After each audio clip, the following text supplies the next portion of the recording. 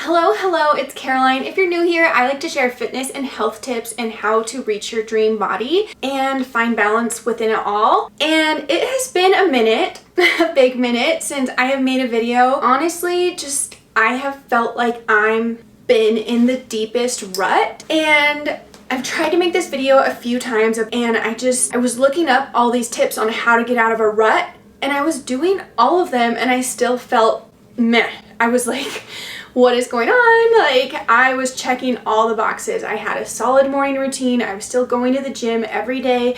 I was hitting my nutrition goals. I was getting outside. I was walking, and I just wasn't feeling great. And I want to feel great. So I didn't really feel like I had any great tips to share. But over the past few months, I have gotten back into therapy. And this past week, my therapist said something that just made everything click for me. If you don't know, I do competitive bodybuilding, and while I know that's not super relatable for most people, it has taught me a lot about myself and health and fitness in general and reaching goals and setting goals. And recently I've had some really bad body image issues, even though I know I'm at a really good, lean, healthy weight. All my clothes are fitting. All my small clothes are fitting, and some days I just look in the mirror and I'm like, oh my gosh. A little more background on my bodybuilding journey is basically the only thing I need to work on is my glutes. Like, if my shoulders get any bigger, that could hurt me in the bikini division. I only need to grow my glutes. And so I feel like I've just reached this plateau where I'm not working towards a goal really. Like, I'm really just trying to maintain. I know I'm gonna need to cut a little bit, but I really only need to lose like 8 pounds to be stage ready. So I've just been in this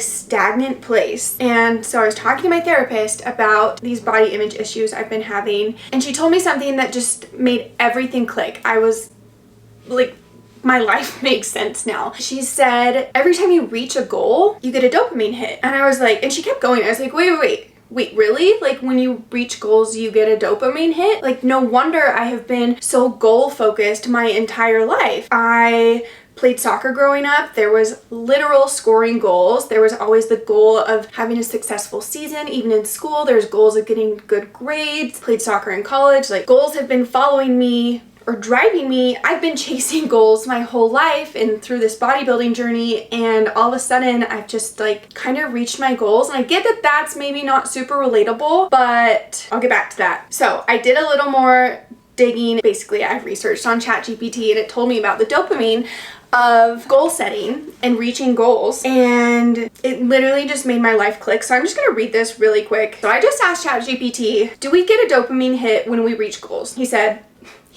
Chat is my best friend. Yes, achieving goals triggers a release of dopamine, the brain's primary reward neurotransmitter. This is part of the brain's reward system, reinforcing behaviors that help us survive and thrive. Here's how it works. Anticipation boosts dopamine. Even before achieving a goal, dopamine is released in anticipation, which keeps you motivated. Achievement creates a dopamine spike. When you accomplish something big or small, dopamine surges, creating feelings of satisfaction and reinforcing that behavior. Bigger goals equal greater dopamine? No. The key is progress. Breaking large goals into smaller milestones allows for more frequent dopamine boosts, keeping motivation high. So, all of that said, I read that and I was like,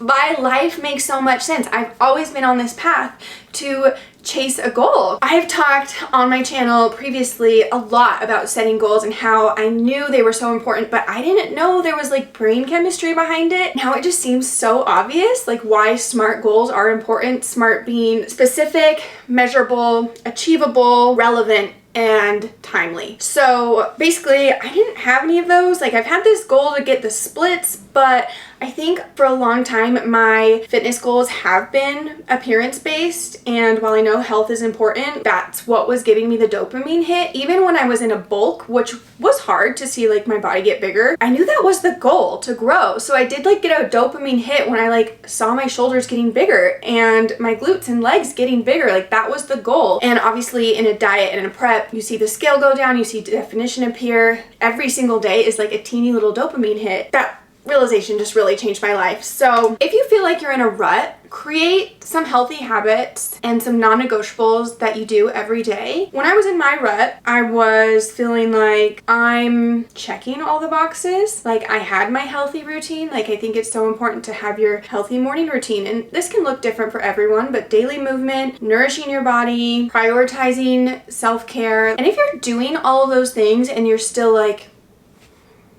meh, like I just felt meh. And then I also had to take a step back and I was like, you know what? Things would probably be way worse if I wasn't checking all the boxes. So obviously everything is relative. You know, life ebbs and flows and there's going to be highs, there's going to be lows, you're going to be motivated, you're going to need to rely on discipline. I'm still figuring that all out too. A lot of times I am super freaking motivated and I feel that now, but the past few months I've just had to rely on discipline, and I do know that if I wasn't checking the boxes, I would have felt a lot worse. So I'm going to take you through a little day in my life routine of checking my boxes, the things I do that make me feel the best. It's a little chaotic because we're actually going to Mexico tomorrow. That's probably also why I've got a little bit of a mood boost, is we've been looking forward to this vacation for a long time and I'm ready to get out of the Utah cold. Regardless, I'm out of this rut and I know you can get out of your rut too. I talk about this all the time, but breakfast is super important. Breakfast is my favorite meal of the day, and I was too hungry this morning. I couldn't wait. I went to Pilates, which has actually been a really good thing for me just to mix up my routine. That's another thing. If you're feeling like you're in a rut, try mixing things up. Try changing it up. Like if you're checking all the boxes, try checking some new boxes. So I've been going to yoga and Pilates more because I don't need to hit shoulders as much as I did. I just go to the gym to hit legs, really. Anyway, I already made my breakfast. My go-to lately has just been an egg white omelet with a piece of toast. Super simple, super easy, nothing groundbreaking, but it's important to get protein and carbs. And one of my favorite little joys of life is iced coffee. So we're gonna make a little iced coffee. I'll show you my go-to recipe. We are moving soon, and I told Daniel the one thing I want is an espresso machine, but for now, making cold brew in a French press is the way to go. It's so easy. I think this French press was like 20 bucks. I'll link it on Amazon, and makes really good coffee. All you do is grind up your beans and put it in this like overnight. I like to do almond milk. I love stevia. Stevia doesn't upset your digestive system like other sugar-free sweeteners, and I like things really sweet, so that's why I did like 3. And then life is short. A little cream is not gonna kill you. I'm not in prep right now. I'm watching what I eat, but a little fat in your coffee is a-okay. And just a tiny little pour like that makes a big difference. Sometimes it really is just the little things. Really, if you're in a rut, just focus on doing what feels good. And sometimes you have to force yourself to do the things that you know feel good. Like even if you feel like going on a walk won't feel good, you know you'll feel better if you do. And like hydrating might sound annoying. I know you know that you'll feel better if you drink a lot of water. Also, Daniel put a bow on this just like around Christmas. And I was like, how did you know that would be so cute?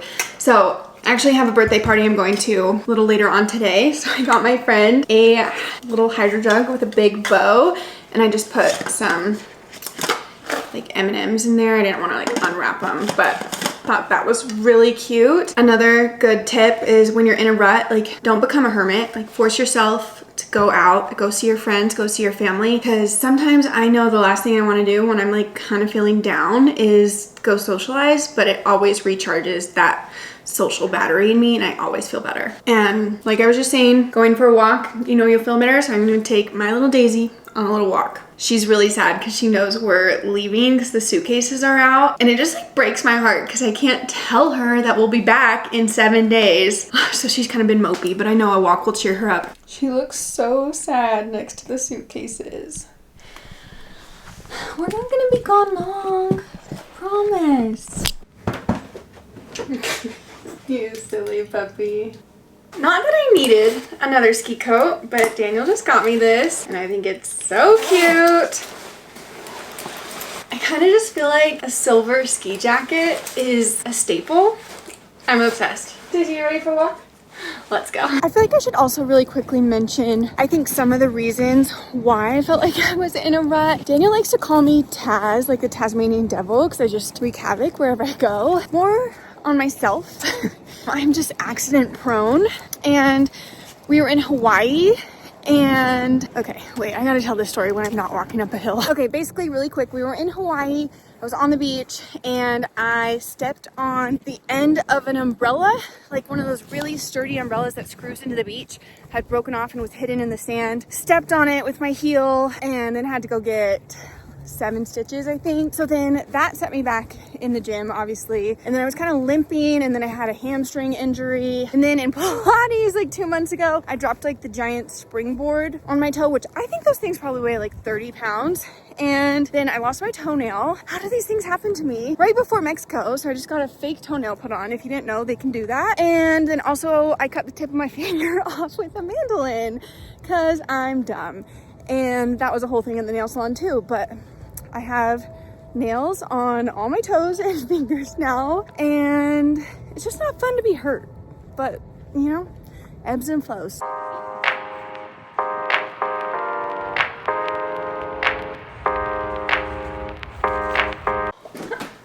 I almost die on the rug because I'm wearing heels. Oh my gosh. I'm about to go to this little birthday party. Really quick before I go, I want to make a little healthy treat and show you one of my go-to recipes I've been making. I actually usually make this as like a pre-workout meal because it's really easy to prep and just keep in the fridge, but I'm just craving something sweet, and it's protein cookie dough.